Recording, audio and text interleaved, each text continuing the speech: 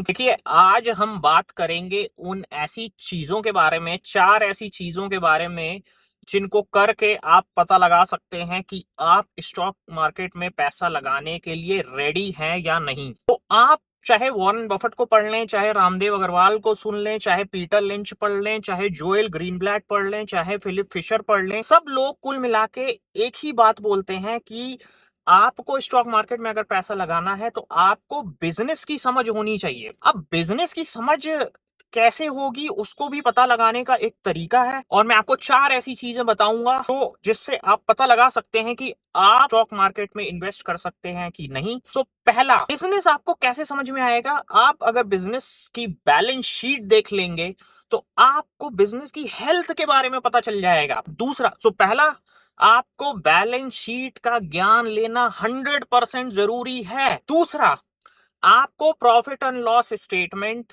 पढ़ना आना चाहिए। अगर आपको प्रॉफिट एंड लॉस स्टेटमेंट आ रहा है पढ़ना तो then you are good to go. आप पैसा लगा सकते हैं स्टॉक मार्केट में।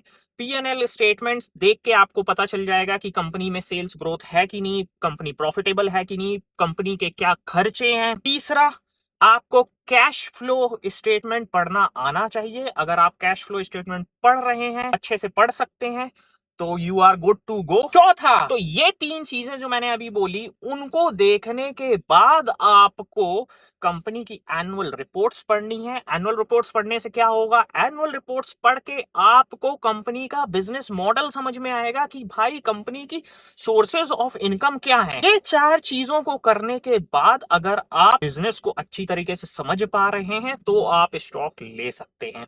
और आप किसी भी इन्वेस्टर, किसी भी सक्सेसफुल इन्वेस्टर की आप बुक पढ़िए, आपको यही 4 चीज कॉमन मिलेंगी। और आपको बता दूं, पेज को मैंने बनाया ही इसलिए है कि यहां पे मैं सिर्फ पॉइंट की बातें करूंगा, और here it is.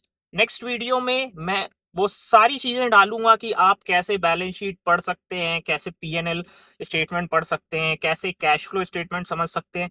So stay tuned with me on this page, you will get to learn lot many things. Stay tuned.